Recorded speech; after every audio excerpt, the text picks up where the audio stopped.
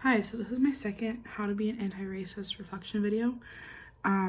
So the chapters that we read were power, biology, and ethnicity.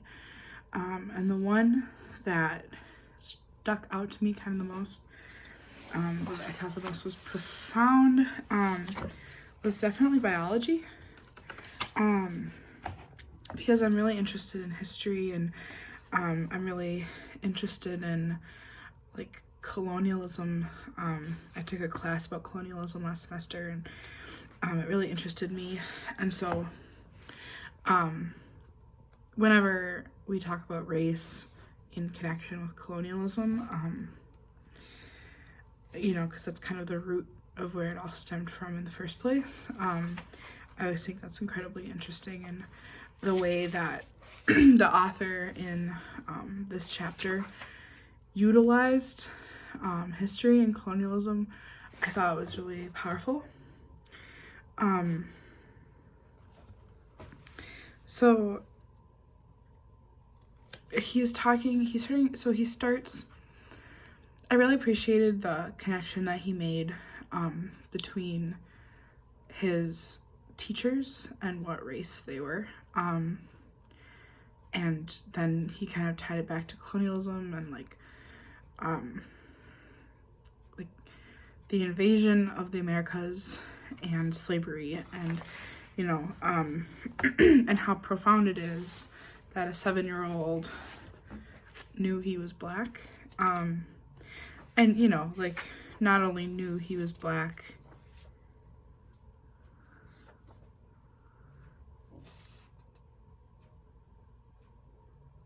it just occurred to me that I'm talking about the wrong chapter. It's not biology, it's power. But ignore that. I'm sorry, that was on me. So I'm so sorry. So power. So apply everything that I just said about the power chapter. God, okay. So a couple of the quotes that stood out to me that I want to talk about in this journal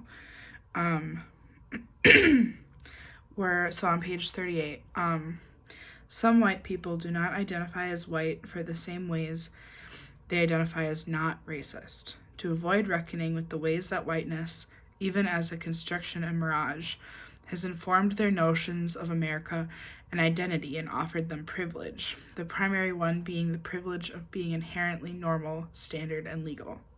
It is a racial crime to be yourself if you are not white in America. It is a racial crime to look like yourself or empower yourself if you are not white. And then he says, I guess I became a criminal at 7 years old. So this, when he uses the word criminal, the immediate reaction that he is wanting from the reader is the tie between the black population in prisons and like a 7-year-old. So I guess just what I thought was interesting about this was like the power that he had in this, the power that white folks have in this liminal space to be able to not quite declare themselves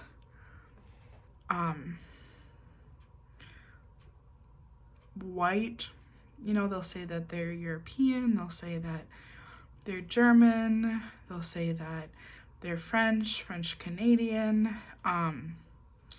They never say white the same way that folks would just say black. And by doing this, they're putting themselves in this liminality, and they're not risking pain, I guess. So I think that's really what he's trying to get at. And I just thought that was incredibly interesting because I hear all these folks. Well, this actually just happened. So I'm a TA in Dr. Barker's class, and the first question that she asks as kind of the icebreaker is, what is your heritage? And some people took that very differently. And there's a few people of color in the class, and it almost seemed as though the white folks in that class were trying to justify their racial identity after the people of color spoke. And it was just a very uncomfortable situation. And, you know, I understand both sides, because being white passing, I always feel as though I need to be very specific about my identity. Otherwise, people won't believe that I'm Indigenous and they won't understand that I actually am connected to that heritage and that lineage. So he brings the safety of liminality and the safety of not being direct in your anti-racism many times. And this is when he starts getting into the history aspect, and I thought that was incredibly interesting. The quote, "From the beginning, to make races was to make racial hierarchy," and just the idea that races were created, like races are a social construct created to separate differences. And the way that we have decided to take those upon ourselves, it's the same conversation that I've had with folks about identifying as queer, and how we will never live in a completely anti-homophobic world as long as people are still identifying as queer, because of why the word queer had to be created in the first place. And I think that's what he's trying to get at here, is it was created so long ago and it was institutionalized, and it's still institutionalized to the point where he, as a Black child, it's almost wrong for him to know that he's Black at such a young age. To me, it reminded me of, I'm not homophobic, but how am I going to explain gay marriage to my kids, sort of thing. So this is something that I've never personally had to deal with. Because I'm white passing, I could see my teachers and my professors, and I look like them, and they can see me and I look like them. And so there's never really been an issue for me to say that we aren't the same.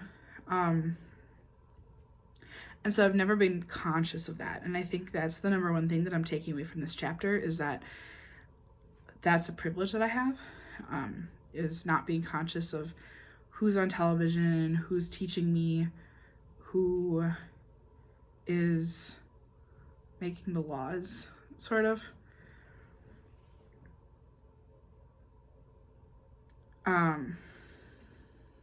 So yeah, that's the number one thing I got from this. And yes, so yeah, this chapter really impacted me differently than the other ones, which is why it's sort of hard for me to talk about. It just brought a feeling of dread, kind of. I read it a long time ago, and I thought I was gonna get the reflection out of the way, but I had to think about it and process it a lot more, and I think I'm a little bit frustrated because I still don't have the words to describe what I want to describe. Hopefully, continuing in this book, I'll figure it out. But that's good. That's a good thing. That means that I'm being stretched, and that's great. Okay, so again, thank you for this opportunity, and thank you.